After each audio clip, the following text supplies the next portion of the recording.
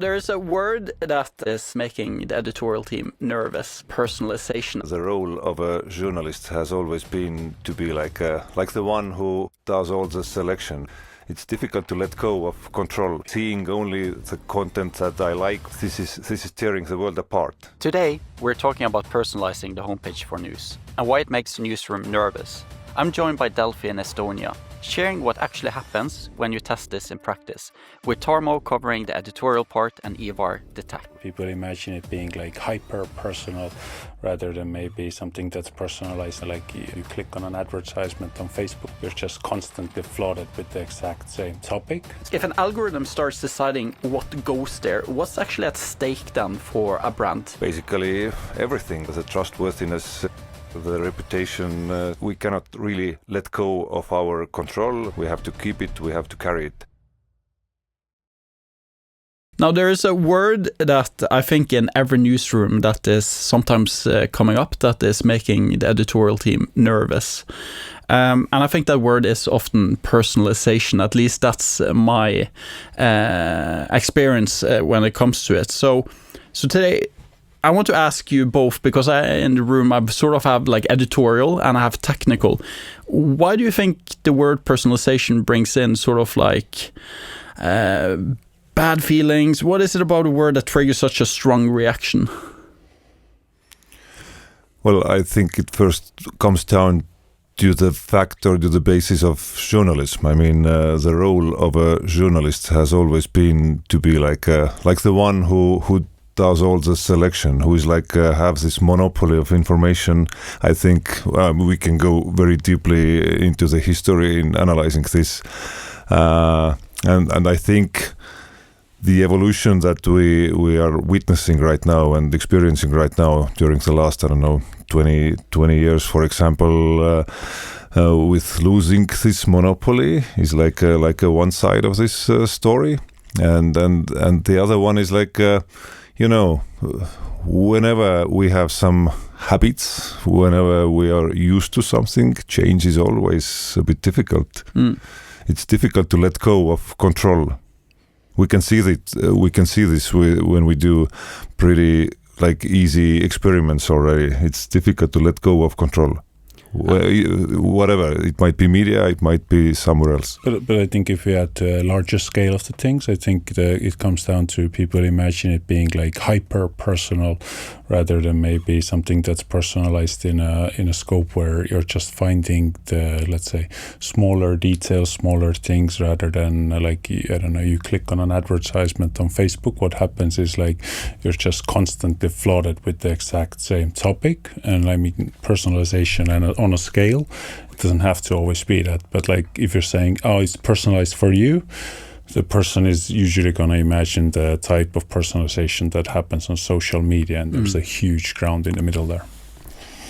And listeners, this is the conversation for today, and as I said, this is really the first in the podcast where I have two people on, which is amazing. And as I started with, we sort of have like editorial and tech. And Ivar, you're not this is not your first time on the podcast, but things has changed a little bit for the listeners who haven't heard you on the episode before. Who are you? What do you do? Yeah, this time I have better audio, an actual microphone. I remember the last time was terrible, and you bought a microphone after that. Yeah, exactly. But yeah, now I work at the Chief AI and Innovation Officer still, but in another company, an agency in Estonia called Initiative. And people know you from your time at the Delfi, where you work now, Tarmo. Who are you? What's your role?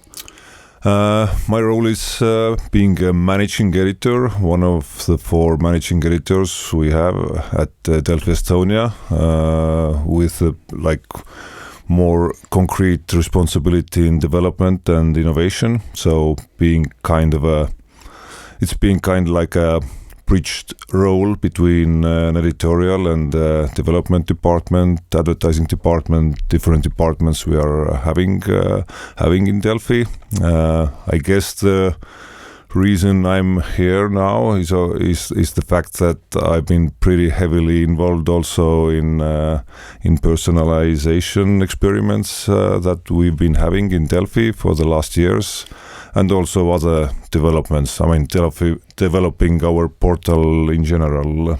And things like that, CMSs and things like that. And I think also one thing that you should be mentioning, because we're going to be having sports as part of this conversation, and you as a young kid, you skipped school and played sick to be watching like sports on television. So you're like a hardcore sports junkie.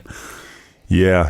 I was not sure how it is today. I don't think it's probably haven't changed so much, but I always find it a bit funny when teachers, for example, expect 8th or 9th graders already to know what exactly is their plan for the future. I was actually an exception to this. Because since being a very small child, I was like obsessed with sports. And yes, it was 1992. I was 12 years old. Yeah. There were Winter Olympic Games. And yes, the night before the Olympics started, I went to the toilet, took this thermometer and put it near the lamp. Yeah. And so for 1 week I was having a fever. So yeah, I was sent to the doctor and everything. So the Olympics lasted 2 weeks. So for the first week I was having a small fever all the time. And then I remember exactly I was at the local doctor's. And she said, okay, now it seems like you're okay, but just in case, be home for another week. Yeah. So I was like... Hallelujah. It's meant to be. Yeah. And the next day the Olympics were over, I was back at school. Yeah. And I think we're going to come into why I bring up the sports parts on this, but then for the listeners who do not know who Delfi is, and I think you've been going on like a roadshow for quite a while, Ivar, talking about it has, the highest internet penetration rate when it comes to subscription in the world. Yeah, the highest digital paid subscriber percentage. Thank you for correcting me. There you go. Yeah. Of the population, basically. Yeah. So subscription is not something that's new to you. But then we touched upon it, is that you guys both worked on a project together with us in Kilkaya on personalization. And one of the things that at least we see very clearly is... the technical part is not the most difficult part. It's actually the part where it's about getting the editorial team with them. And I'm coming back to sort of the word personalization, and coming back to when you're having like this editorial meeting here, what's sort of the gut reaction and where does the fear come from? We talked about here, like we think about personalization often with social media. You get more of what you like. Why cannot that be in the news industry? Well, first we have to talk about responsibility. I mean, the things we are seeing in social media, it's pretty clear by now, is tearing the world apart. These echo chambers, all these kind of things, having like seeing only the content that I like, for example, because it is profitable for the social media platforms. This is tearing the world apart. So we as a media, of course, have a responsibility to kind of be the last front line in keeping people informed, having them like guaranteeing that you meet different opinions, different views, different news. That is definitely like the first place we have to start with. Of course, by personalization, if we talk about it, we can talk about very different things. And when we talk about personalization, in a way, we've been experimenting with you so far. It's pretty far from what Facebook or Instagram or TikTok is doing. And we're going to go into details and takes on that, Ivar. Yeah, I think the other side is like, I would say that yes, there are still like media companies in the world that are maybe some politically leaning, but let's say in our case, or Delfi's case, the idea there is that like you're covering everything, but there are some topics that you want to make sure that even if there's maybe not everybody's going to read this article, you want to make sure that like this is the information that is important now for basically, in Delfi's case, like everybody in Estonia is going to visit it in some time, and they should know that this is happening at the moment here in the local, whatever it is, political landscape, or whatever, war situations, whatever it might be. You still have to make sure that this reaches people, even if it's maybe going to make some people a bit angry. It might, I don't know, whatever, like emotionally drive some people, maybe not to the best place, but this is sort of the reality of the world that is at this exact moment, rather than maybe painting a bubble that no, it's fine, this is the way that I want to speak to you because I want to hold you and be sure that nothing is gonna be like sort of annoy you in the world. Yeah, I mean, important as well. And it's also, information that might be just very useful for you as a citizen to have. For example, just a small example. Just today, when we were sitting here, our editor-in-chief sent a letter to our editorial, which was actually inspired by our visit to VG some 2 months ago or something like that, when we saw this kind of like a town hall meeting type of meeting in VG office where 10:45 mainly their editor-in-chief is leading the meeting. Everyone is welcome to attend, and they are basically discussing why we made some decisions in editorial, how did we cover that. So we were inspired by that, and our editor-in-chief just declared the first meeting in Delfi office next week. And one of the main 3 topics we are going to discuss there is one opinion story from an Estonian columnist that was like very controversial. It was like writing. It was about like being more friendly with Russia, basically. So there was like a huge backlash in Estonian society. But that was exactly the backlash was not the reason why we published it, but this anti-personalization echo chamber stories is exactly why we published it, because people need to face different views. Yeah, and when we're talking about the algorithm used in social media, it's getting more of what you already like. And I think maybe one of the things that news play into is then having a role to give you different perspectives of the world, the local community. But then I think that one guest I had on the podcast is Dominic from Süddeutsche, and I think he said it very well, is that the homepage, front page is sort of like the storefront of the brand. This is where you put out your best content and show basically to the readers, this is what we stand for, this is what we're promoting in this case. Now, if an algorithm starts deciding what goes there, what's actually at stake then for a brand in this case? Basically everything. I mean, we are talking about everything connected with the value. I mean, the trustworthiness to start with, the reputation to start with. Of course, every personalization starts with the basis, which is the content you are creating every hour, every day, every month, whatever. So, of course. This is like the main thing, but still, I mean, how you put it together, what do you say to the society to be the most important right now? These are the things that basically you are also like valued by. Yeah. And I think in Delfi's case as well, like because most of the traffic is direct traffic, and I think it might be a lot different for a news publisher who might be gaining most of the traffic from social, discover what might be. But in Delfi's case, at least, like if you're getting 80 to up to 90% in some days, like direct traffic, I mean, that's the place where most of the people will end up, and like that's the impression you're gonna get.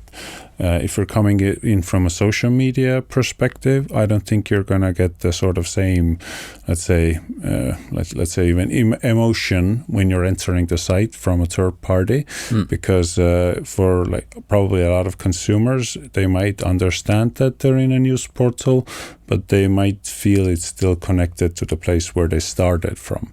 But if it's direct traffic, that's the place you're going to start with, and that's where you're going to put like all the, whatever it might be, anger, whatever the emotion you might feel, you're going to target it towards that brand rather than maybe towards the place where you enter the site, because that's direct. Yeah. And of course, I think this is the place where different, I don't know, news portals, for example, are facing very different responsibilities or very different dangers. For example, I mean, you have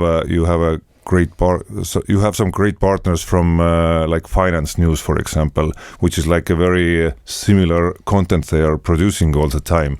At the same time, Delfi, for example, is having almost like 15 different departments, from investigative journalism to, let's say hardcore entertainment and celebrities, cooking, things like that. So, you know, going Facebook or Instagram style in personalization could create some pretty interesting screenshots from our front page. Yeah, probably when we're going to get to it, but like when we let the algorithm take control, I think we looked at some point we looked at the numbers, and like I would say neither of us was like amazed of the topics that were coming up, because we know people are reading them.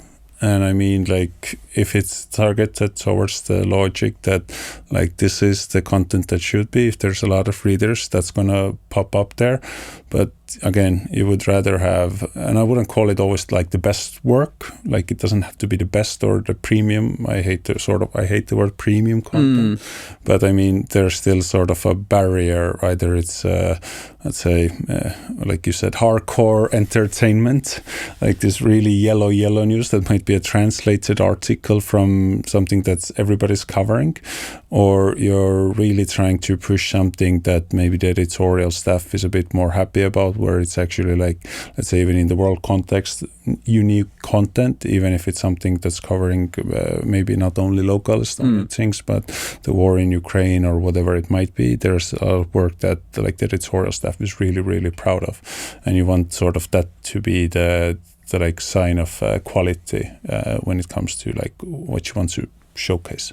But I mean, this is also looking into the data. If you constantly keep on pushing here sort of your best content, you as an organization have a responsibility of also covering maybe topics that is important for keeping everybody informed, and therefore that's key. But then I want to sort of play devil's advocate on this, and if we look at sort of like how the homepage is curated in many ways, it's very much the same as looking at the newspaper in terms of how it was presented back in the days. It's manually curated and so on. And what's the danger when you're having every single reader seeing exactly the same content at any given time? I mean, switching it around, I mean, what are the downsides? I mean, losing relevance comes to my mind as the first answer, because I mean, of course, I would like use different like layer example here. There is this especially when we talk about like Delfi's case, where we have such diverse like content from entertainment to investigative journalism, and being and carrying a huge responsibility in informing Estonian people and keeping our democracy alive and so on. So there is a level of content that you also described here that might not be always the most popular, but is the most important. These are like the main journalistic values, news criterias, and so on. And this is, I think, the layer where we cannot really let go of our control, let go of our responsibility. We have to keep it, we have to carry it. But then there comes this, like, I would say, like, nice to have layer where, I don't know, Ivar might be he's cooking pizzas, for example. He's a hugely he makes really good pizza. So, and he's like obsessed with some pretty crazy music for me that I would never listen to. So I, for example, I'm a sports junkie, and when we go through these interests like that, I would say we kind of don't have the responsibility to, I don't know, say some bands that you really like, to really offer me, you know, news about Coldplay, about his favorite band's new album, for example. I think this is where it gets more hazy. This is the place where I would like a news portal to also be better at knowing what I like or what I have read already, or you know, be a bit more personal. I'm going to then challenge the sports side of the thing, because there was let's say, and I'm not good at understanding sports at all, but there's let's say an athlete called Erm. What does he do? Decathlist, track and field. Track and field. So there was a push notification that Aaron won something or other, and I read it and I was like, why did our national arts museum win an award in sports? Because they only used his last name in that push notification, and I have no idea who that person sadly is, because I don't follow sports. I would say that a lot of people, like, even if we're arguing that Estonia is following like World Rally Championship, that's one of the sports that I half follow. But if you look at like pure number wise, I'm not 100% sure that it's like always meant to be at the top. Like if you go on a weekend, because rally goes over like from Friday to basically almost sometimes like late in the Sunday evening, right? And like it's constantly at the top there, and it gets a lot of readership, but it's still not like every Estonian that cares about that this event is happening. And if they come back over the weekend, from their perspective, it's always sort of the same news. Rally's happening. Yes, you might be at a better spot, whatever it might be. But like the reality is, if I come to this portal and I haven't, I don't know, read a rally article for whatever months or days or even the weekend, like why is it still constantly there for me? If it's clear that I'm not going to read this, and probably if that person who's not rallying anymore is going to win, I'll probably get a push notification. And that's the part maybe I might care because he won. But before that, it doesn't matter for me because I'm not an active follower there. But again, from a sports perspective, I understand why it's important, because we don't have that many athletes that are world sort of top. But like for most of the readers, it should be something else, even if it's pizza. Yeah, but we're sort of coming and addressing the elephant in the room then, because you having, I mean, the competition is not necessarily with your other news outlets in, for example, Estonia. It's basically social media that we addressed. They're so good at keeping you locked in for a long time. I keep on saying it on the podcast. User needs are being implemented in the industry. The biggest user needs over social media is waste my time in many ways. They're good at locking you in.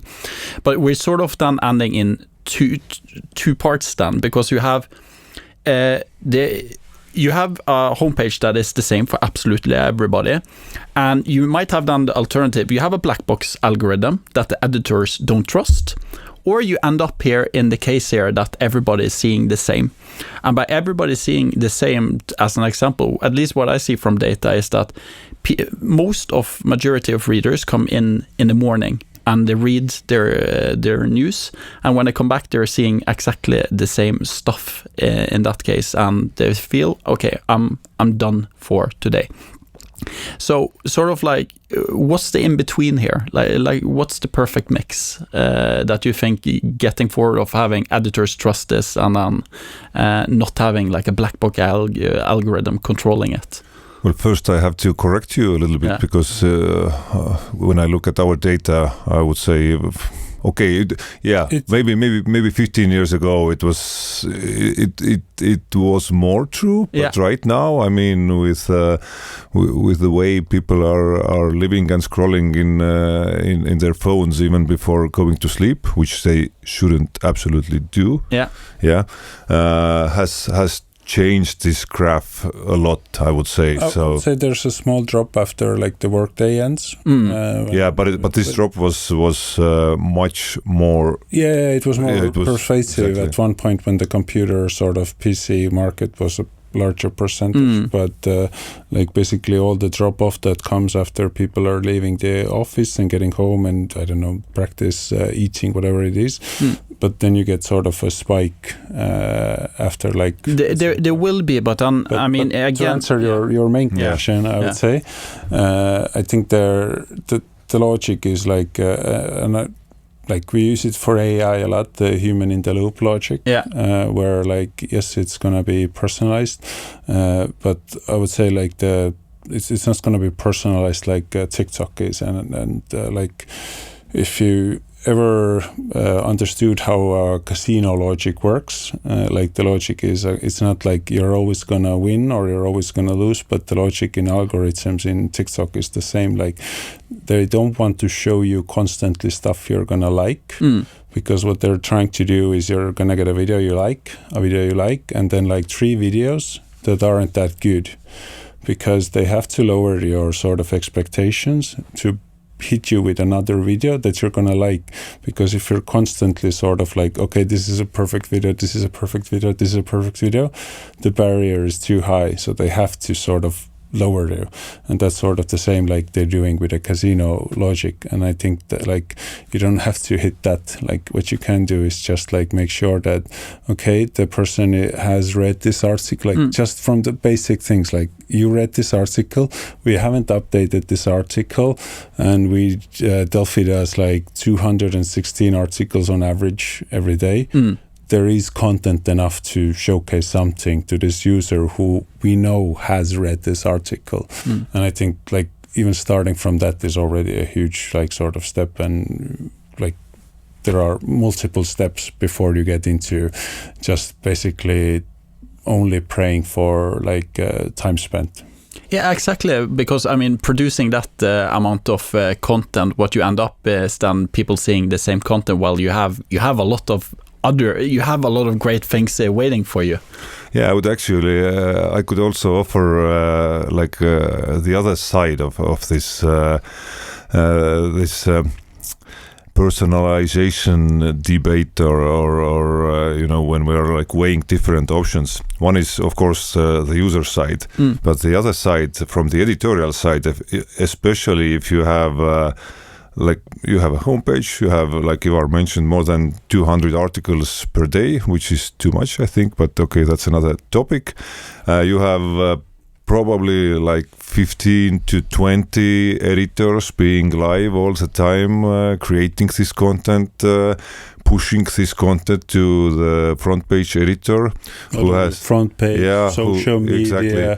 Whatever The front page editor, he or she, they have like a red hotline going on all the time, giving answers, yes, no, ignoring, and so on. So what you see at one moment when you create this amount of content is also from the editorial side to find a bit better way, smarter way to present this content. I mean, you have a restricted area of, I don't know, 20 articles, for example, and then you have this amount of articles, and it's like written inside the logic that some of this content, if you only manually choose the content, that some of this will be like a victim. And this is actually the case where I sense more and more that actually editors also want, feel, and need some smarter ways for every content to reach to the right person, to its real audience. Yeah, because I remember at one point when we had like as we mentioned, like we have different magazines and these sort of things. We had, I think, below the like top block, we had like I don't remember what it was called, but like let's say magazine block. What was basically every day it was a specific channel targeted block where only articles from a specific place would come, and basically the entirety of that week's let's say goal of page views was only driven by that block there. And like if somebody, let's say for some reason forgot that, and then you would see that like this one channel didn't hit their like goals. At least now we don't have that anymore, but it was still like basically if that block is not gonna be there, the goal of this channel just doesn't happen, because that was the only way that they could make their content actually appear on a larger scale. Yeah, so you could imagine the pressure that actually mounts in this process where everybody is competing for their stories, their article to be higher on the front page, and the emotions between people, like why didn't they choose, like that's the only reason my article didn't perform, because I tried to reach out to the daily editor and for some reason they didn't make there's still human sort of like emotions being there as well, like if it doesn't hit on the front page. Yeah. I mean, you put a lot of time and energy into the content. Of course, you wanted to be there, but then the one thing that we keep on talking about is sort of like with content recommendation, because content recommendation is not something new to the industry. It has been there for a while. One of the guests that I had on was on the podcast was Christoph Schmidt, who runs Curate at Schibsted. And one of the things that I think he brings up, which is coming into sort of like the work that we've done together, is that content recommendation systems often have been put very far down on the homepage because you wanted the manual control on the top. But then, at least for us, we see that 80% of engagement clicks happens on maybe the top 3-4 rows. And by having the same content there, what you often end up with is then you having people, okay, I'm informed today, I'll move on. And what I'm sort of coming to here is that when we started, and full disclosure to sort of the listeners, this is a project that we've done together with Delfi. When we came to you guys and you've been used to content recommendations, what is it that you seen sort of maybe working, not working with the way content recommendation was, and what was appealing with when we said to you, let's do it from the top? And another question to that is, didn't that strike some fear inside of you? Like, that's not something we can do. I mean, I wouldn't say fear at the moment. I mean, if I'm adding some full disclosures, we haven't mentioned it yet, but we are in a phase where we've had a pretty long experiment by now in our sports section, and then the next steps are coming. So yeah, we haven't touched the real holy grails yet. I mean, I would say sports department, our sports department, for example, is also pretty open to experimenting, and it's like a well-led department in that sense. So it felt like a very, very nice place to start with. Plus, the case study we got familiar with before the experiment from Germany was also the sports department case. So yeah, a little shout out to Dana at Moppo. Yeah. Exactly. So I wouldn't say there were really any fears, especially when we are talking about I would say like pretty secure and modest way of personalization we are dealing right now, because at the moment, and then I know you are one of the advocates here who has been telling us that, okay, don't go there, don't go to like topic based and such personalization level where Ivar gets more football news and Tarmo gets more basketball news, that just keep it on a level where you like are counting whether a person has seen a story and acting, and the algorithm is actually acting by this information. So it's this one is not creating some echo chambers, but basically is replacing part of the front page engagement.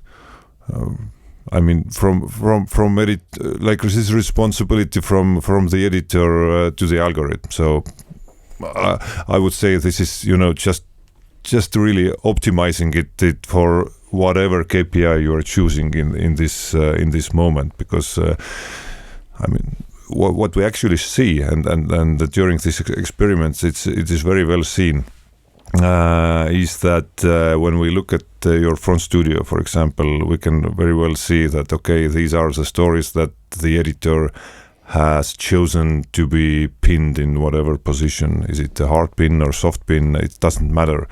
And we see, we can at every moment, or almost every moment, we can see sort of a, I don't want to let go. This is like we used to have this story every Friday morning. It is published in our newspaper. It is published every Friday at 9 a.m. And we have this tradition that we are keeping this in this first place. There's legacy ways of working. Exactly. And what we are, and when we look into the data, we can see that those legacy, okay, they are, that tends to the audience quite often they might be pretty reasonable, because the story basically is something that is worth it. But pretty often I can also see that this legacy should be forgotten quickly. Yeah, I can do an example. Have you ever been in a self-driving car? I never actually. I always wanted to try. Yeah, so like let's say there's two differences. I've never been in a car that doesn't have a steering wheel, but I've been in a car that's self-driving and still has a steering wheel.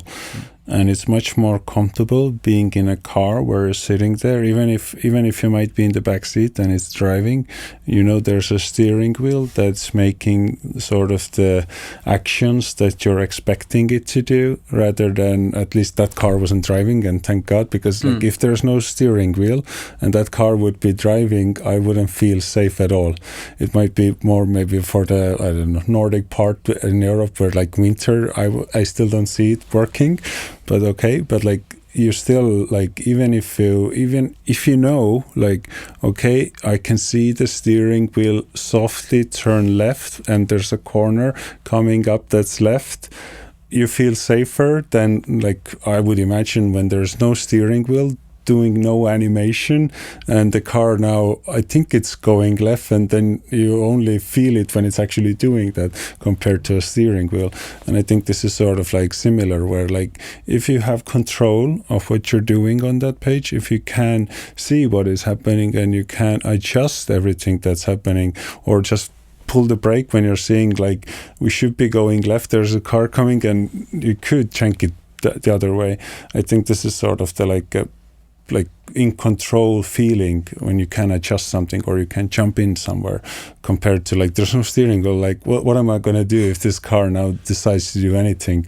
Even if the other way, maybe you couldn't change it, but you feel like you could do something. And I think this is a huge difference. Yeah, but as for the feeling side and fear side, I think the moment when you emphasize inside the editorial room that, okay, we are still the ones that have the final responsibility. You have the pretty direct and well-placed rules in place, and you have a tool that still allows you to, if you want, you can have full control in every position. Basically you can just throw this whole personalized algorithm out of the window and say pin that everything. Okay, yeah, pin everything, and that's it. So you always even have this option. Of course, this is like not written in our like manual that it's written that don't do this, but still you have the option to do it, and it's a nice feeling. I think it takes the fears down.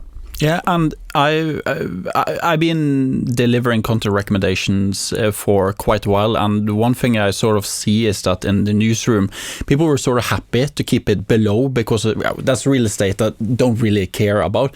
But when it comes to the top, you want that. I think the one thing that both of you are saying is the feeling of control in that way, but having smartness and. Like I think we going into sort of like the project, what we sort of started with was that agreeing on doing the sports page in Dan, and it's the combination here. And there's a couple of terms here that we're saying that is important, and I'm going to come to that in the next question. Is that what were sort of like the non-negotiables from the editorial team when you think about automating and personalizing on the homepage? Because you kept on mentioning pinning. What is that, and what sort of control does that give? Okay, now can introduce Kilkaya's front studio a little bit. I understand. Yeah, so if we do another full disclosure, I would admit that okay, of course, first, this is not the first experiment we've been having with personalizing the front page. But you've been trying this before. Yes, but you are right. And we still have some parts of front page where we are experimenting, but you are right that we've been doing it a lot lower than we are doing it right now I would as say an experiment. The first one, I would say, started in article, below an article. Then we did, I would say, a lot of different, let's say, new formats inside an article. At one point, like on the left side, and in the middle, like huge different volumes inside the article. Then we probably the largest one that we did like years and years ago was already like that we did on a front page, but I think we did it for like 5% of Delfi users at that point. Like that was the like A, B, C, D test where we were trying different like logics, and that didn't work really well, or the changes wasn't that different, and like then I would say where I wanted to end up was to, for example, the same personalized block we've been having, not at the bottom of the front page, but still, like, I don't know, the graveyard. Yeah. So, but on a mobile, I would say it's sort of the graveyard, because on a desktop, yes, it doesn't seem like it's, I don't know, 2 scroll lengths or something, but on a mobile phone, I would say it's still like a decent amount of like scrolling. But I think the full disclosure here, and it answers also to the fair question, is really, is the tool you are using offering you like the control and the options that you really want at the same time? And I would say, if we look at our like in-house tools we are having in our CMS, we are missing some features that really actually don't allow us to proceed with these experiments we've been having before. I mean, at every level, at the front page, to have those 3 different pin versions, like a hard pin, soft pin, and really letting.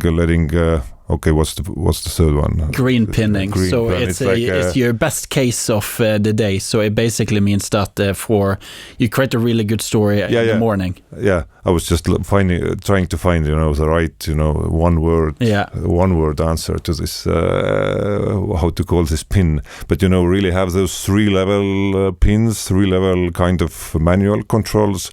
Is in every level that you have at the front page. I think this is one of the keys of taking down the fears, and from the other side,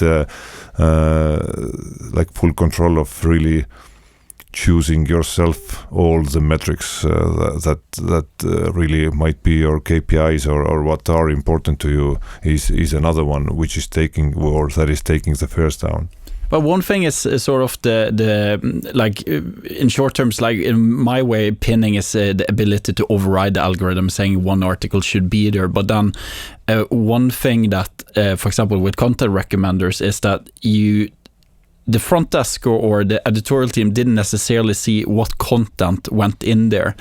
And when you talk about sort of black box algorithms, I think very often it's easy to feel stupid because you don't understand what comes next in that case. So like one of the first things that we started with in the project is sort of setting the algorithm for this.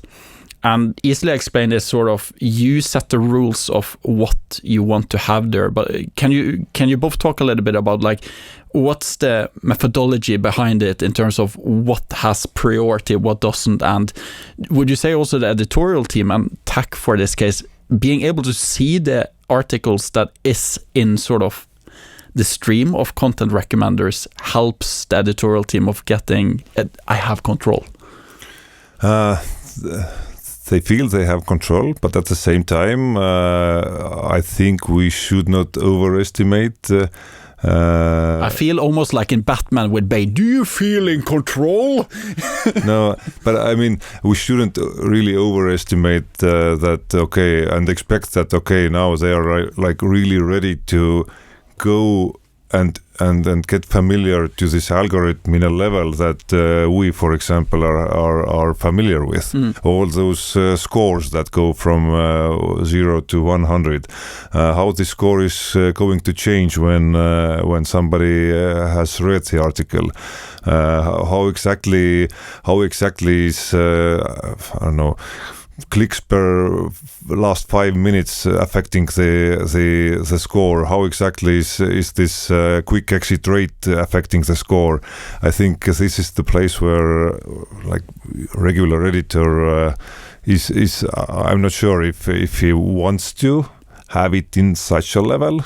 But at the same time, when we are setting up, this is hugely important for us to really have not a say in this, but really go and change it on a fly. If we want to understand, okay, why this story is here? Okay, we have this setting here.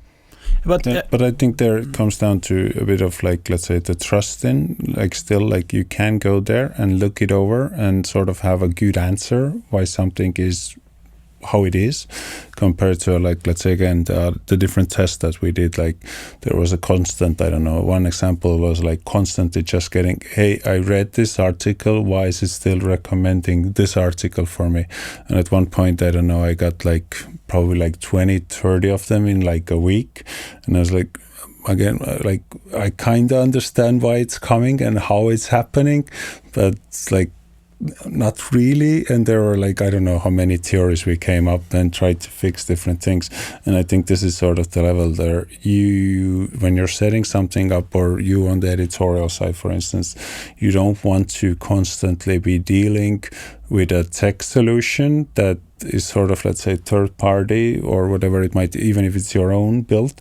Like you don't want to deal with like trust issues, because like the like implementation flow, when somebody sees that it's not working as you sort of intended or how you set it up, the flow from the first message that somebody's going to complain about it until the moment you can actually implement it, like every complaint is just going to like basically make it's harder for you actually to implement it. Yeah, but at the same time, I think we're coming to one of the challenges, at least I see it, is very often that when you've been using content recommenders, very often below article, you sort of ended up with a setting of the algorithm, often by the tech team in this way, where you sort of have like, this should be just auto-optimized, I click some buttons and so on. And we're coming back to the control again, in this case, that in order to feel in control also, you want to be able to set the direction of what the algorithm should work from. And I think that's been an issue before, that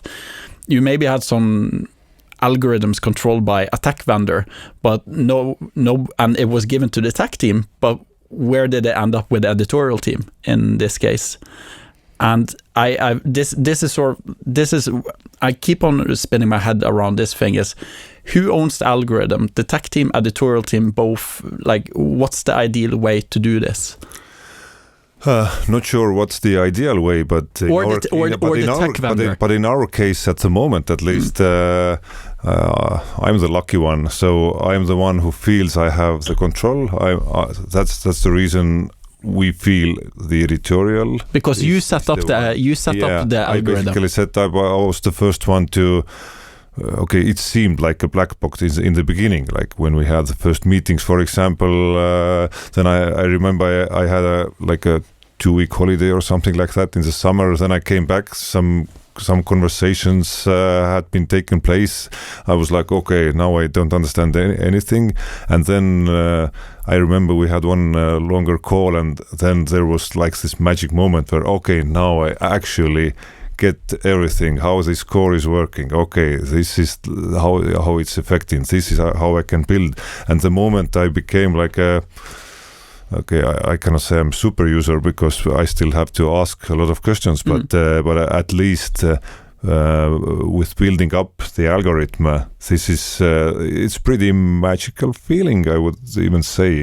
Sometimes, having this ability to move different KPIs and then setting different goals, for example, and seeing the algorithm change. But I think this is one of the like better examples where you have like somebody on the editorial side who the editorials, basically everybody in the editorial team like trust, being an advocate, rather than somebody from the tech team coming in like, look, this works.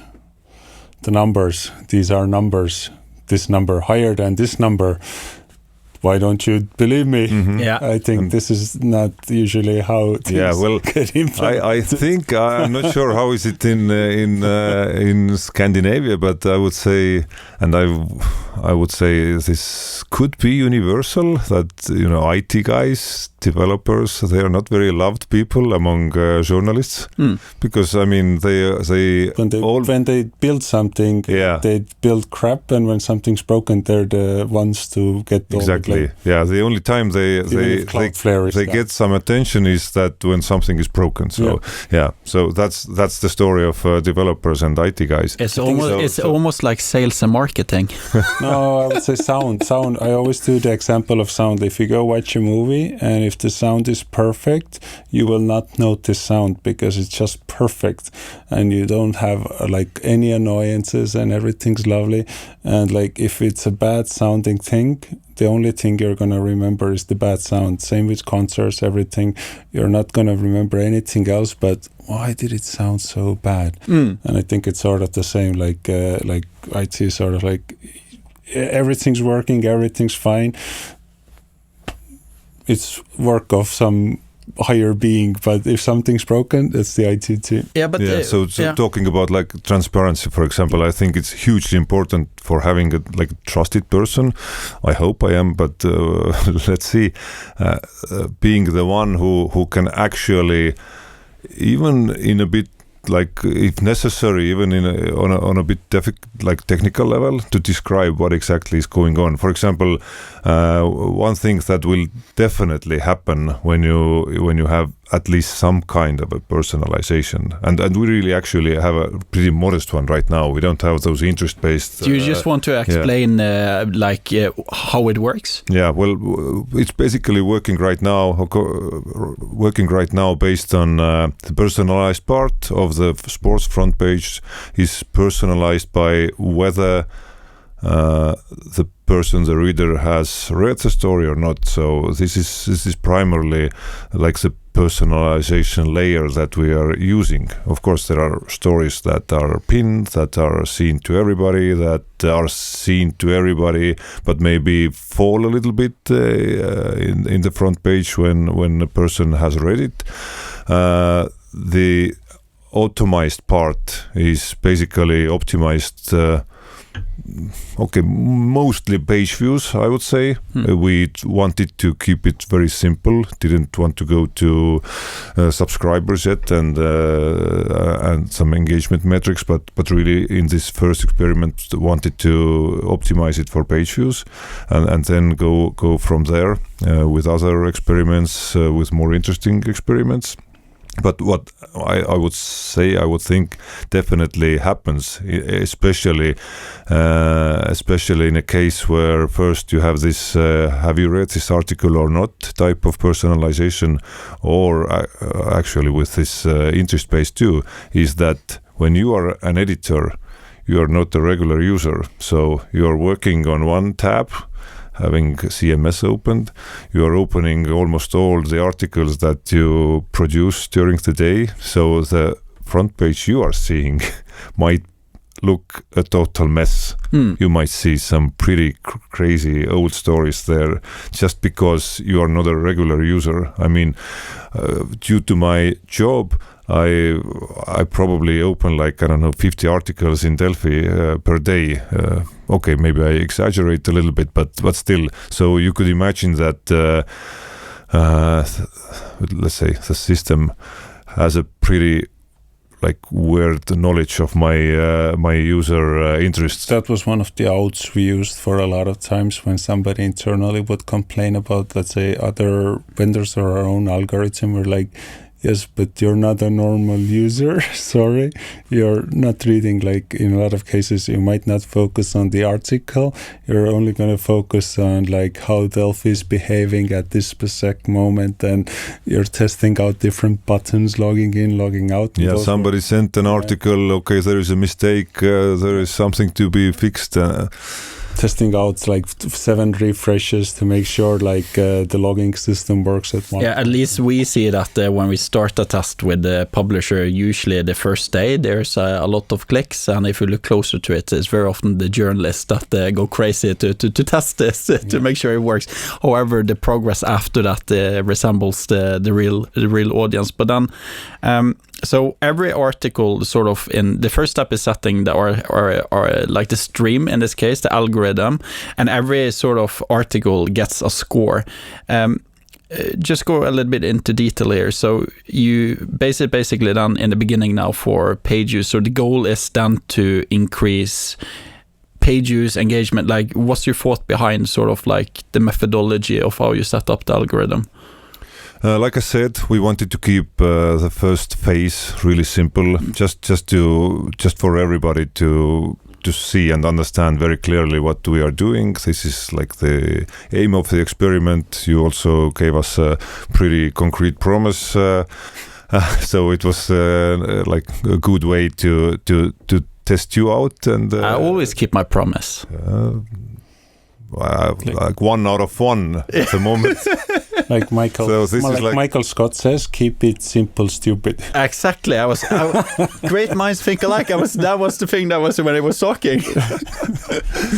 Yeah. So of life. So of course we have different layers, and we didn't go like 100% just optimized for page views, but trustworthiness, engagement, like a promise not to use clickbait, for example, that we gave out to our readers last year, and things like that, of course, made us add also some other layers, like certain borderline about quick exits, for example, that I'm not sure I can remember the number, like exactly, was it like 5% or 10%, but yeah, this was, for example, one of the most important, how to say, like guardrails here, that okay, not just page views, but I mean we are talking about quality page views. Yeah. Okay, we counted all the page views, but actually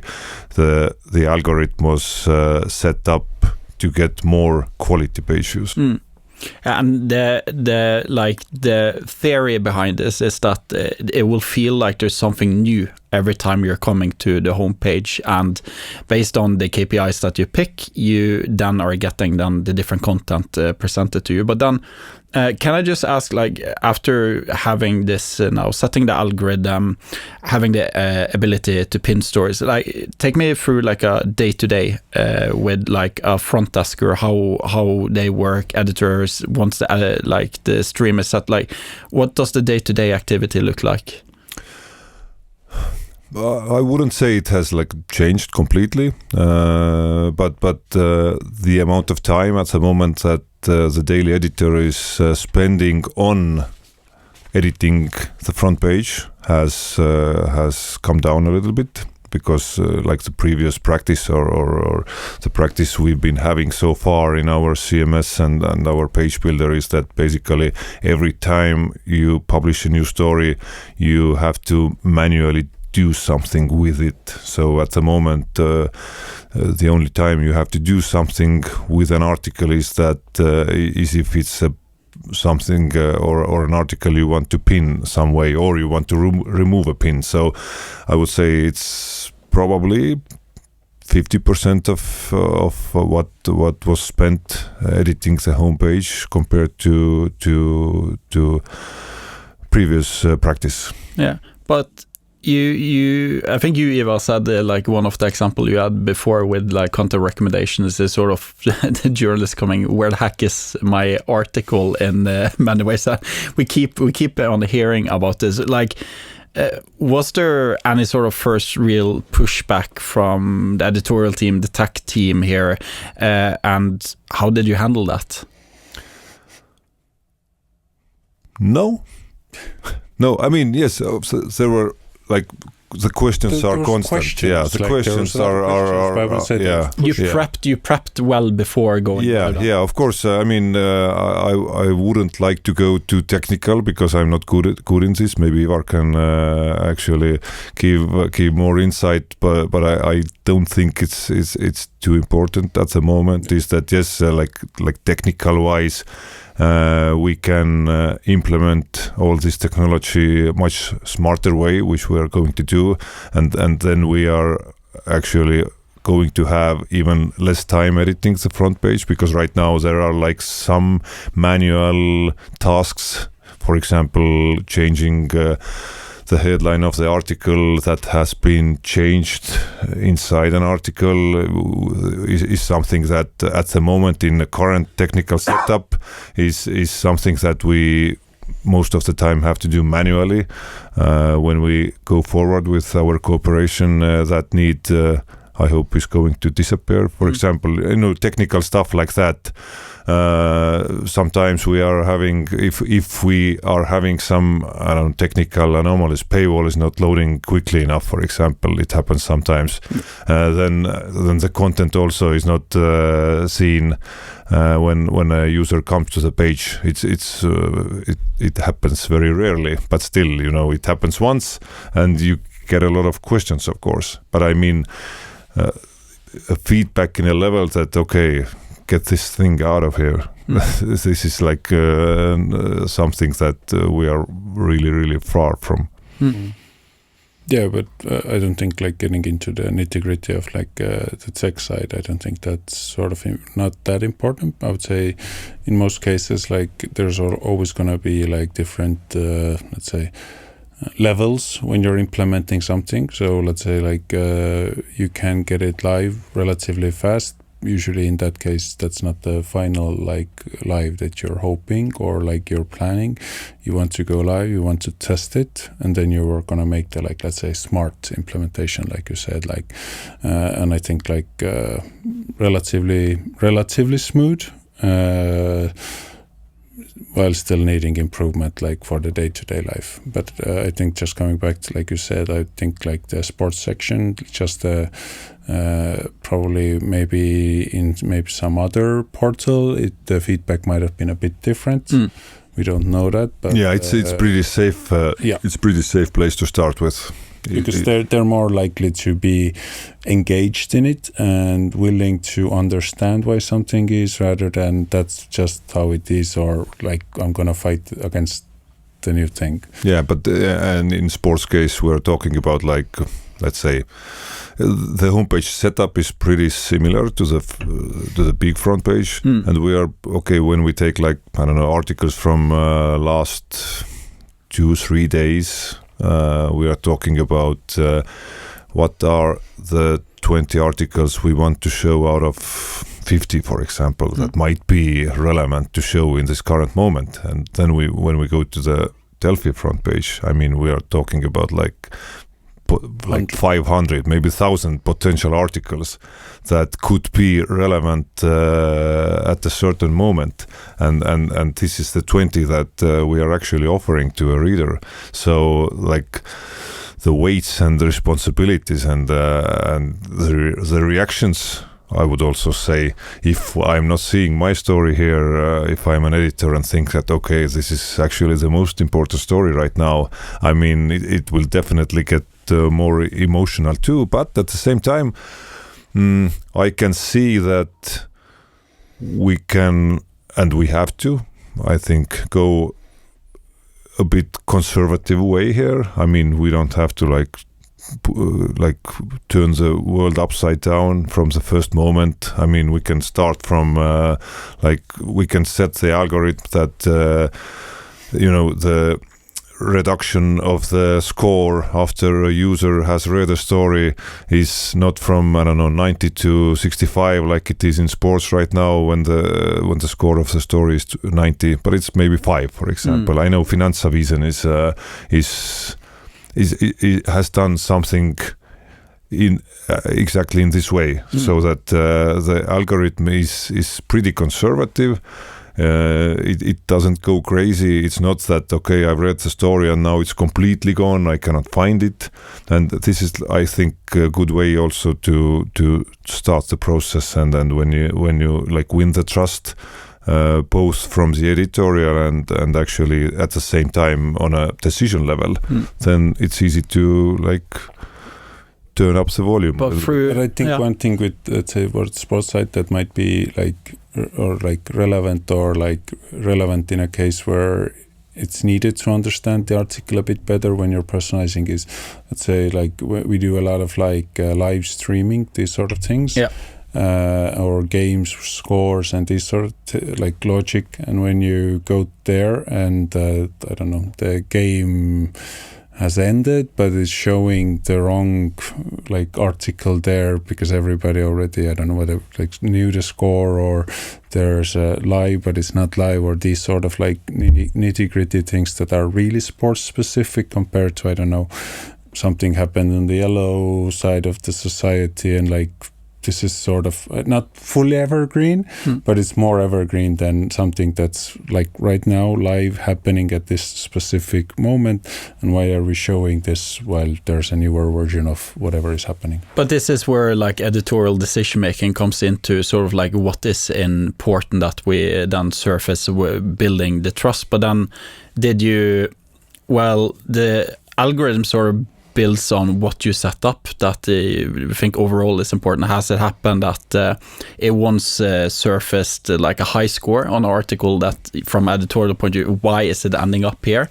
And then secondly, was there a time you were seeing that article that ends up further down in the algorithm in terms of priority, you sort of that needs to go up because X, Y, and Z. I think there's this example from Moppo where it was like an old article of what when HSV, the football team, won the league.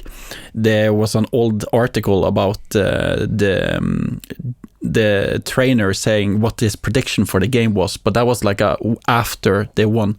But that ended up being a highly converting story because they pushed it up. So did you see anytime the stream, like, why the heck is it promoting this? And were there a time where you saw, oh, there's something down here, we need to move it up? I actually would have hoped to see even some crazier examples that really something out of nowhere like turns up, and then we are like, okay, this algorithm is like. I can give a good example what is happening in a lot of cases. I think it's in more countries, but we're seeing in the Baltics at least, where we have this because we have a Russian language portal as well. And then what is happening is Google Discover sometimes finds a Russian language article, let's say pensions are increasing from next year, and 90% of the traffic for these articles is coming from Kazakhstan, all the Belarus, all the stuns. Like we're getting like 90%, like, and you see like a spike in traffic, and that's like perfect example. Like pensions are going up. It's driving traffic from countries that like we're not really monetizing this traffic because that's not our core audience, and this article actually doesn't make any sense. But this is like, I would say, an example of something like really crazy that is algorithm based, personalized as I understand, but no value. And I think like I don't think like from these personalizations we haven't seen anything like so out of the field that like why, where, how it's even happening. But I mean, if you're like keeping. I mean, right now you are only dealing with sports. It's pretty safe environment, but I would imagine, and I'm pretty sure that when we go to the front page, it becomes a lot more interesting and a lot more complicated. I mean, having hugely diverse topics. Huge volume huge volume of people, huge differences in the people, huge volume of articles, let's say a lot of users going back and front in a really short period of time, and then like if you multiply all with the possibilities, like there's probably going to be some hopefully fun examples that are going to come up. Yeah, and you might have one idea of how the algorithm should be set up, but it might be changing constantly depending on how it goes. But then if we come to sort of like the test trial on this, where we then did it for sports, what did you see after a couple of weeks, and what I promised you stayed through? He said 1 out of 1. So yeah. Yeah. If I remember correctly, you promised us at least 10% gain in CTR, front page CTR. Just explain CTR for everybody of the listeners in terms of how it works. We're talking about click-through rate, where basically we're measuring the amount of times the front page has been opened. Yeah, people finding content yes, they like. And then compare it with the number, how many times users have opened an article in the front page. So basically, this is, I would say, the easiest way to explain a CTR to a not commercial advertising guy. I think it works. And what happened? Yeah, and the promise was fulfilled. We in this room we know the numbers, and of course data is a magical thing. Of course we can like take different time frames and then find that okay, the change was 12%, and then we can find a different time span, and it was like 16% of increase, and then if we would like, we can also find a time period with a change of 20%. But still, yeah, I remember when we had this in-house meeting where we wanted to have a clear view how is it going, then we took the 8 week before the change, 8 week after the change, and I think it was week 50 we started. In the beginning of December. Yes, yes, and the increase had been, correct me if I'm wrong, but 16% point something like that. Yeah, and the one thing to sort of like in terms of CTR, because I feel guilty as sort of a industry when we talked about before content recommendation, you have all of these slides showing 200-300% increase in content recommendations, but then if we think about it, if it's put further down, that's then maybe if you had 3 clicks before and you had 200%, you would have done, 9 clicks in that case to get to then that number. When you're getting up on the top, actually the 10% equals a lot, because that's where the majority of the clicks are. But then as an industry, I think one thing is then clicks and page views and so on, but we're now moving into sort of like the world with subscription and other parts, like yes, it has been successful and so on. When you think about like the next step, what are other metrics is that you aim to introduce to the algorithm, and then also how you think about the future of how you want to approach this? Well, the next steps, of course, mainly has to do with where we see our direction have to be. So yeah, I would say page views are still something that we are really like having one of the like main KPIs in different levels, and this is like the easiest way to get feedback, whether it's a journalist level or whether it's like I don't know, CEO level, what's the volume in our portal. But the importance of page view, of course, has been dropping significantly. So I would say it's something that, because it's constant over the years, that's why I think it's still there, while like a huge volume of different like KPIs have come on top of that. Yeah. That's the like sad part, why it's never gonna probably drop away like fully. Yeah, but we have been in a world, I think, 4 or 5 years where the absolute North Star for us has been a new subscriber. I can be mistaken by 1 year or two, but still, during my time in media, I've never experienced another KPI, another strategic aim being so well, so concretely in focus, like the new subscriber, acquiring a new subscriber has been. And then, I would think it's like already 7-ish years. Yeah, time is flying. Because I'm just thinking when Corona was, and I'm pretty sure it was before Corona. Yeah, it was. Sure. Yeah, I remember the debates where we were having whether to have those COVID stories behind the paywall or not, and it was the time where we've been like, because we already were really close to hitting at one point the most magic number from our case at that point. That already then it was already like printed over everybody, and I think that's also like a showcase of like when it's editorial, when everybody, if you go to an editorial team and you ask what is our goal at the moment, and if everybody knows it's this amount of subscribers or whatever it might be for a news organization, if it's a specific thing that everybody understands what it is, what the number is, what the goal is, and how I can actually influence this, I think this is important. And sort of coming then back to the personalization,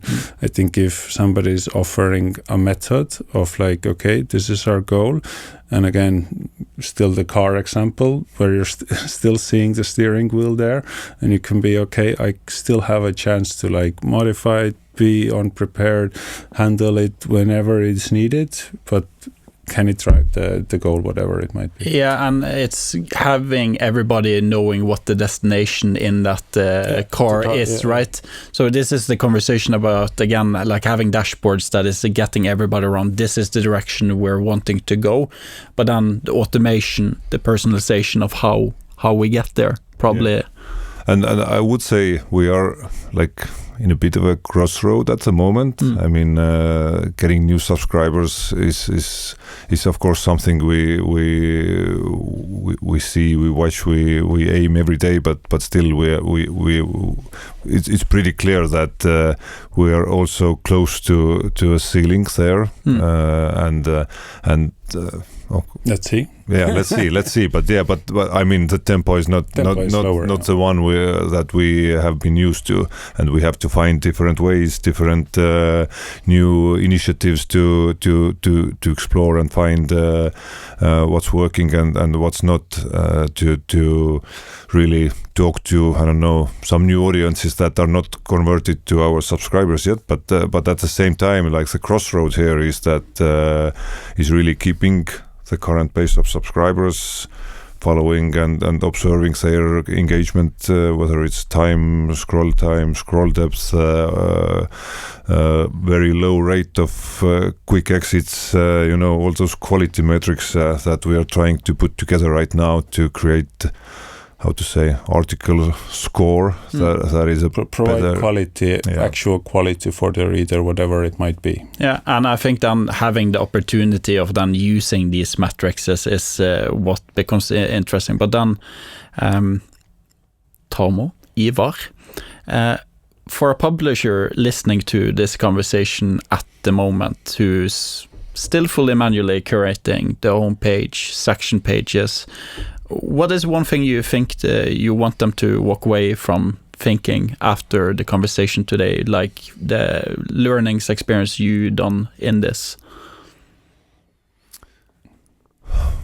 Well, I don't think there is a really like universal suggestion to everyone, because at the same time when like we are having the experiments, at the same time when I remember it was like 2 years ago we visited Helsinki Sanomat, for example, in Helsinki, and they've been working on their personalization logic and systems for a very, very long time. I think they maybe have the highest direct traffic in the world actually. Last I remember at one of the INMA events, I think that's the case. Yeah, and the data they've been gathering about their users and the level of personalization and how they are constantly. The logic was the same. The human sort of like they're trying to not personalize to the end user, but they're trying to personalize the editor, the front ender, I should say. Front desker. Front desker, rather than maybe for the individual, but like similar to, I would say, like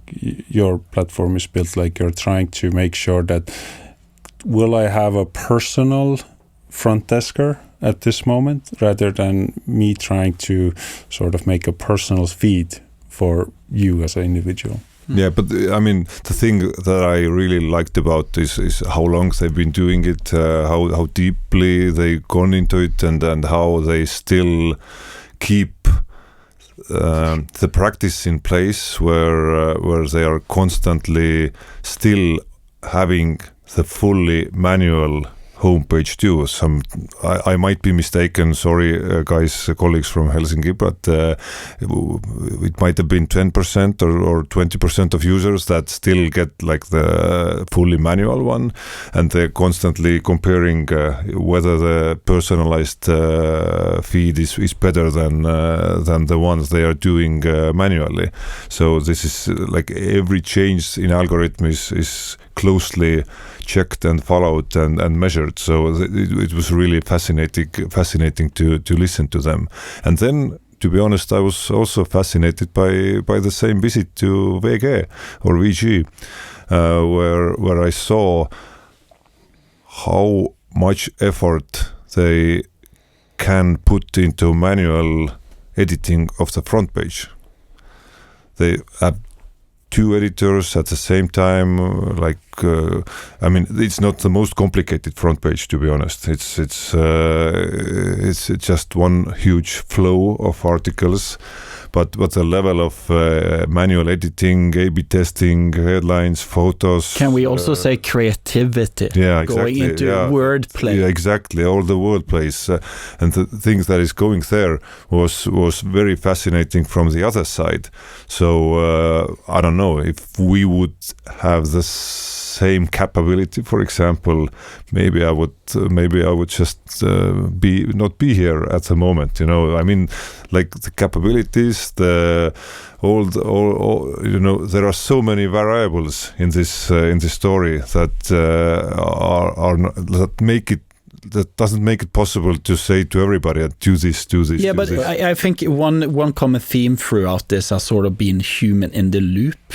And the one thing, if we do full personalization, we know better than social media in this way. And I think this thing with creativity and having ability to override, but don't show who you are, have some fun, do fun stuff. Yeah. So that's where I wanted to, like you mentioned a lot, like the time aspect of it. Exactly. I mentioned like there's 2 people doing that, they have time to do, and I like, let's say if I pull it over to, let's say, on the AI front, like what I've been noticing a lot of time, like where a lot of things fail, especially when you're scaling it in the company, is like, let's say now with whatever vibe coding, whatever it might be, the results might come from a random person in the 400, 4,000, 100,000 people company.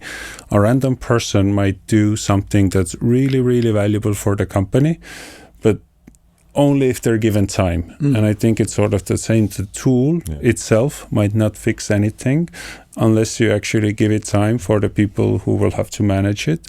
And then it's just more like, is this tool gonna like revolutionize anything? There's no tool like that. There's 0 tools like that. There's no tool that's just gonna come up, pop magically, my problems are solved. No.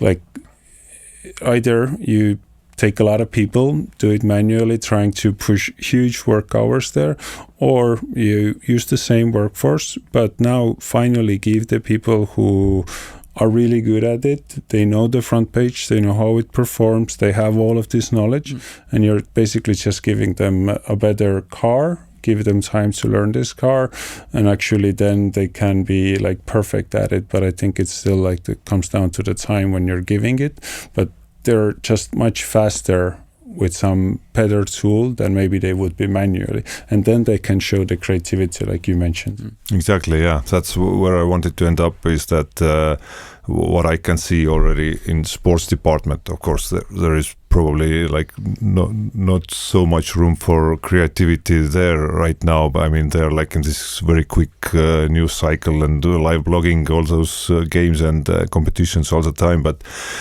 still I can see that instead of being like if you talk about editing the front page, it's been pretty boring so far. I mean, just the amount of articles and the amount of slots we are having at the front page is really making it like a human doing a machine job a little bit. Of course, there is this thinking process, evaluating news values, things like that, but still, I mean, the amount of clicks and the dragging and dropping and everything you have to do is definitely too high to expect very genius creativity at the same time. So what we can do here is that we free up your time from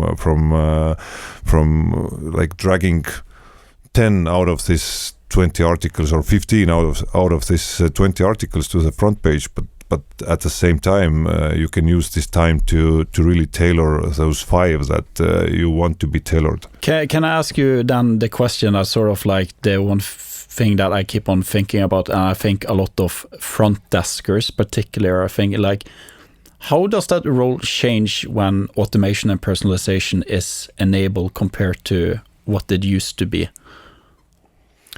I think one change is exactly the same one I described in my last answer, because I mean I still don't believe a huge change here. If we talk about really, I mean, what's the responsibility, for example? I mean, whether it's our editorial, whatever editorial I've been visiting that has tried or is trying or using personalization, it always starts from having this responsibility and control. So like if you go to an editorial and skip this part, I mean the conversation actually is over. So I think that, you know, the editorial, the guy I'm imagining right now, we have this Matti Ivar, is his name. He's a legendary front desk editor in Delfi office. Everybody loves him. I think one of the reasons why everybody loves him is that he's very kind to everybody.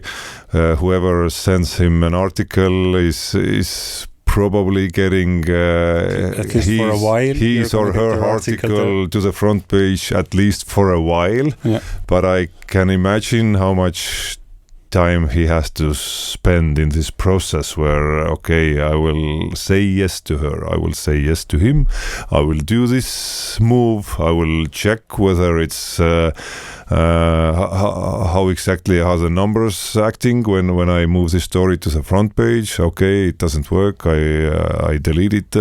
So I would imagine that we might free up a pretty good amount of his time to make him concentrate more on those, whether it's 5, 3, 7 stories, some one breaking news that is really important right now.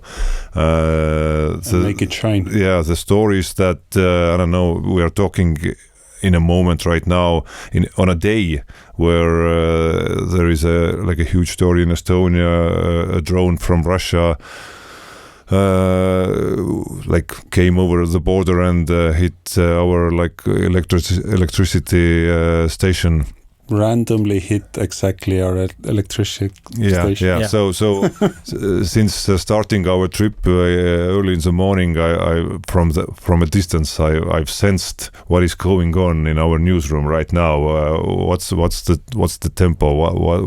What's the things? All those small details the front page editor has to do in this process, and this is where we can take away at least some of the time and they give him a tool and give him some time to at least like be more creative and do not the machine job but do a job of a journalist. Yeah, okay, that resonates with me. Let me tell you what I learned through the conversation. So saying in terms of having worked with content recommendation, I think one thing that I gotten wrong, and also maybe on the software side, is we left out the completely part of the editorial part in many ways. We thought about how can we make it the same as social media in many ways, and actually including the old ways of working. Even though there's a lot of manual work, you can work smarter.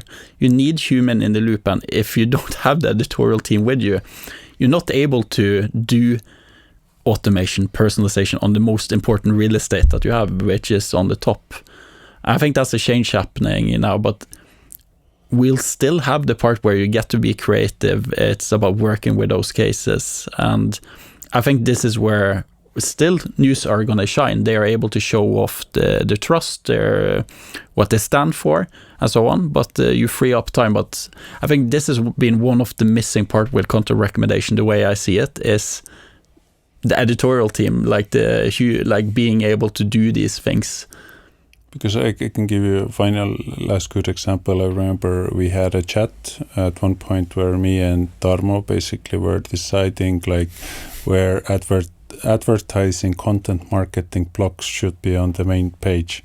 And literally we were arguing probably like in some cases like blogs that I don't know how many daily impressions they might have gotten, but it was basically below the fold, and like nobody ever went, and like some people of course went, but we were still like arguing, no, can we adjust maybe this to make sure that there's content like an advertising this blog, and then we'll put this blog, and just adjusting. And then I think like overall I don't know how many like in total hours we spent like just arguing with the location, that like mostly only the people inside the house who were scrolling to check the front page, is it actually working everywhere fine?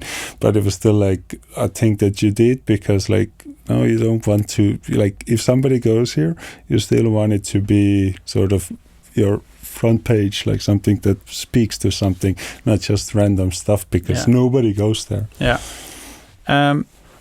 Ivar and Tarmo, we have a closing tradition on the podcast where the previous guest gets to leave a next question for the next guest, not knowing who they are. The last guest I had was Endre Dingsø. It was a really interesting conversation about digital sovereignty, about Europe standing up, looking at alternatives in Europe, not maybe always having to look into American solution. But then he has a really good question, which I think is relevant into this conversation, is that how will media need to change to fulfill its role as a critical provider of information, getting the right information to the right people at the right time, especially in context of increasing geopolitical tension, conflict, and lower societal capacity to absorb information?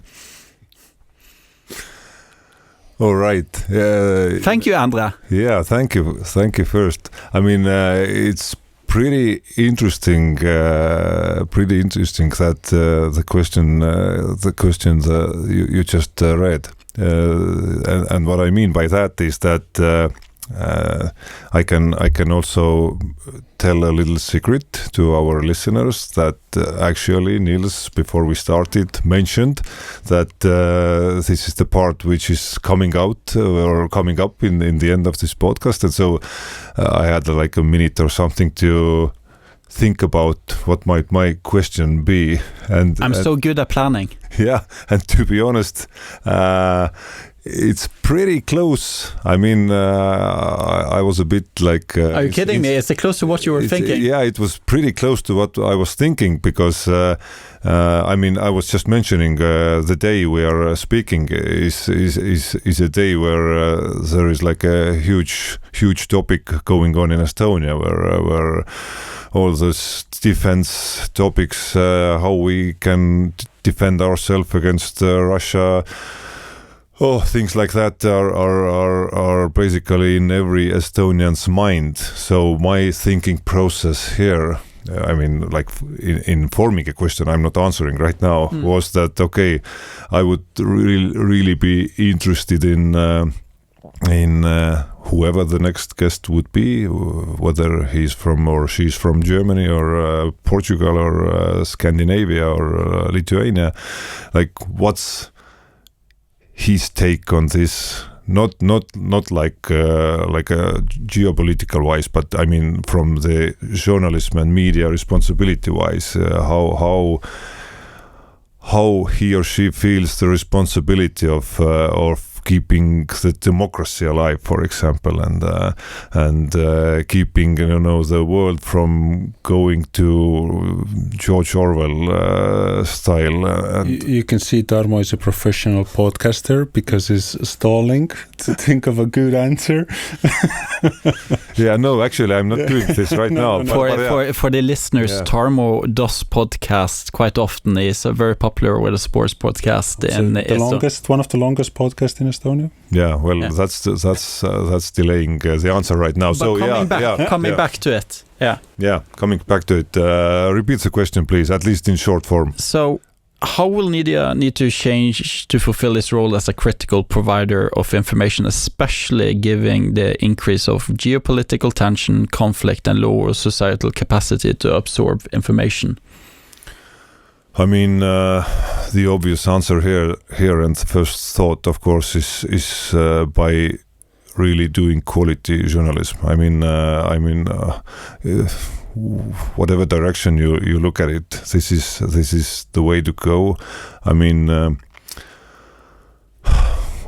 I think we have to be self-critical in quite many areas. I think we have to be self-critical, for example, when we talk about what kind of like choices or paths we have been choosing, how to serve our audiences. I think we have to admit, okay, I'm talking in the name of like a whole industry right now, and there are exceptions, of course, but I think we have to admit that we haven't been the perfect providers of fully balanced information all the time. We have overproduced, definitely.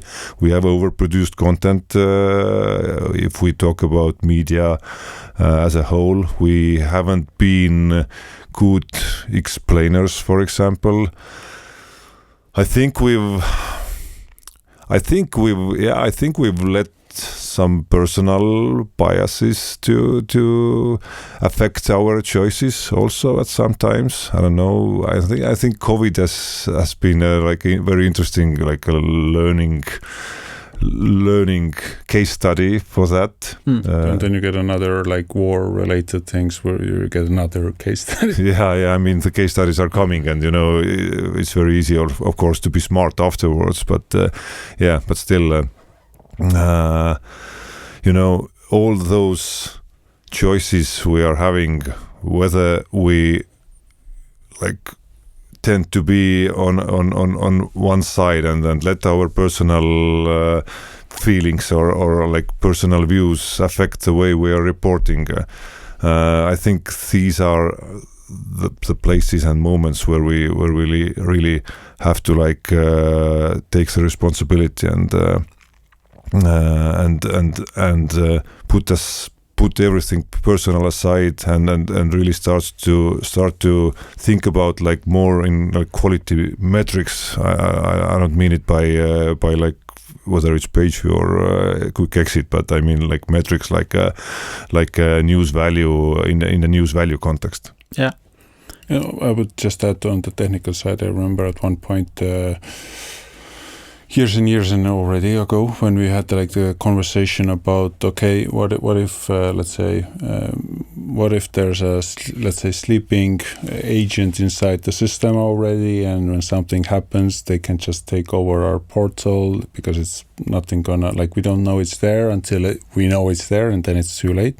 And like already had like plans set like okay, if something like this is gonna happen, is there a way to have the like minimum versions of Delfi Delfi somehow live still, even if it's not going to be the prettiest site, even if it's not going to, I don't know, have advertising, have podcast, have all of these things, but just be able, when like everything goes completely wrong, be still able to sort of fulfill like the things that Tarmo was basically saying, that okay, this is the thing that's happening, we have to inform, we have to keep this part of the system live until we can make sure the like larger portal and everything is fixed, everything is working.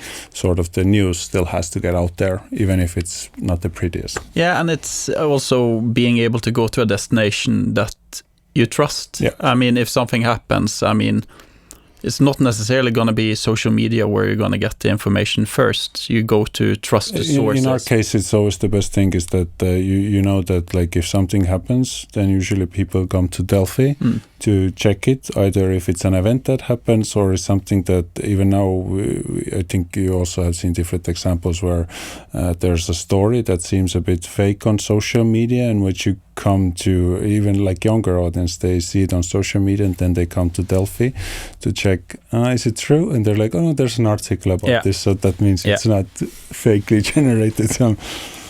Yeah, but I can see more and more that we cannot take this for granted. I mean, there are. You were talking about how social media is. How our main rivals are not like, I don't know, Postimees in Estonian case or national broadcasting, but it's Facebook, Instagram, TikTok. You didn't mention all those AI platforms that 100% that are coming along right now, and they are absolutely the same way. They are mostly optimized for keeping you involved and engaged as much as possible, being being a very polite friend to you, and not arguing and so on, challenging your opinions, exactly.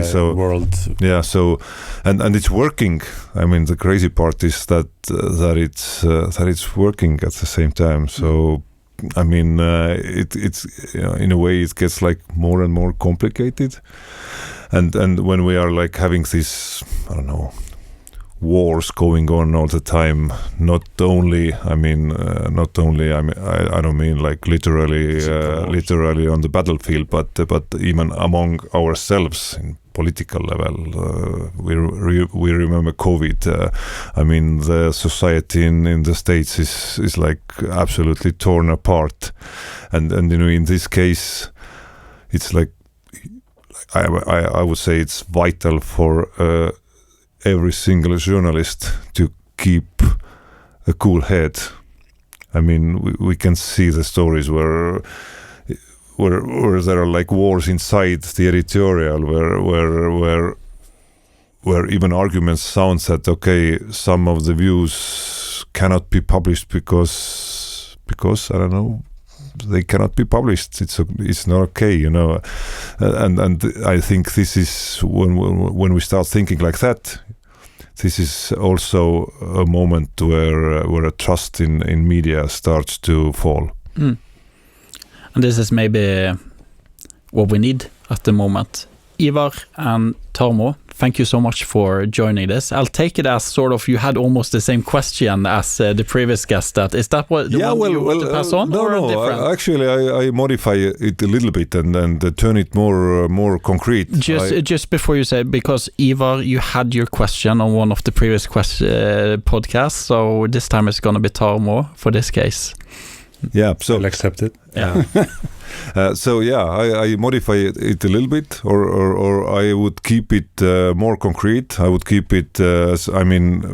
Thinking about the area where we are living and the day we are speaking, and I would like turn this question into being about the war we are having in Europe, and let's see who's your guest, but I would very much like to know how is the next guest feeling his or her responsibility in first covering what is going on, and actually at the same time in this war context keeping the democracy really like alive in the world we are living right now. I'll make sure to pass that on.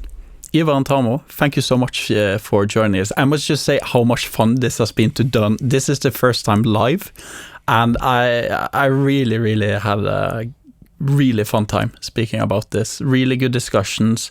We were able to touch on a lot of the learnings that you made from this. I think one of the things that remains with me is control, human in the loop, and then also like a bridge between now editorial, technical in many ways. So I want to say again, time. Yeah. Thank you very much. Thank you for having me. Always a pleasure. Another episode done. Sitting here, editing it, and also watching Married at First Sight Australia. What a combination. If you like these videos, make sure to subscribe for the podcast, and I'll make sure to make the next one great.